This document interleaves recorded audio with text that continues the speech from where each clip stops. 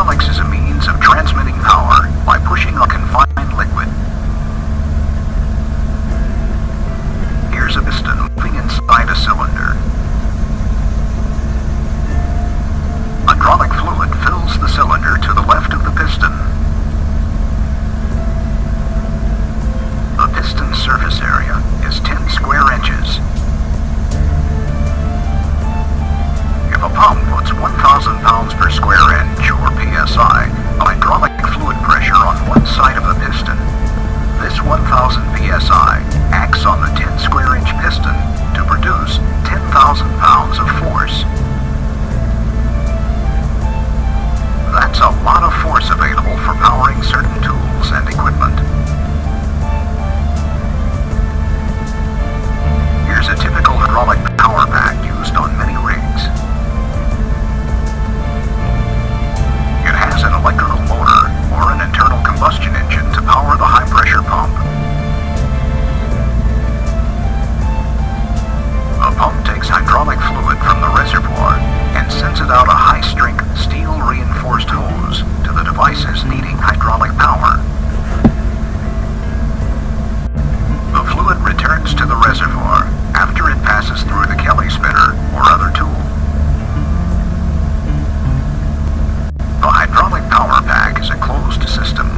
The fluid is used over and over.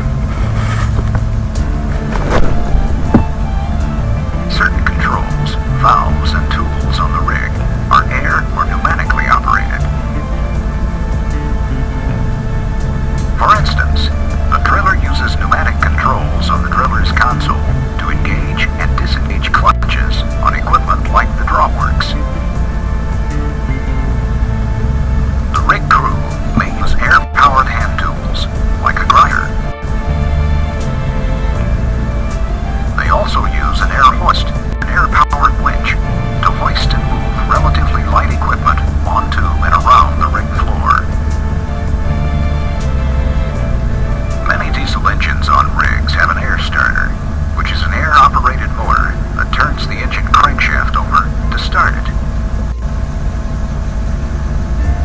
Finally, a floating rig's motion compensator operates on large amounts of compressed air to compensate for vessel heave while keeping the drill string in position.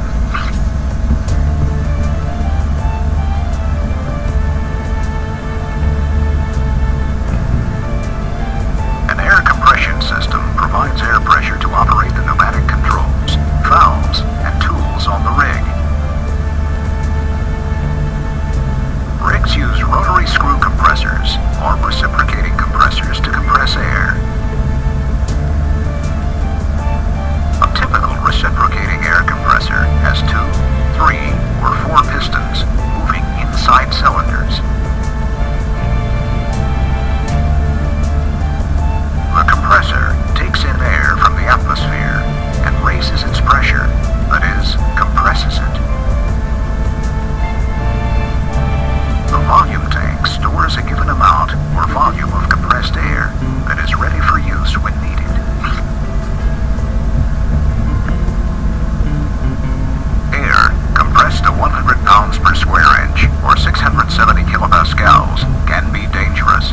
Care must be taken when working on or around air systems. Always wear proper safety equipment such as a hard hat, eye and ear protection, work clothes, and work boots.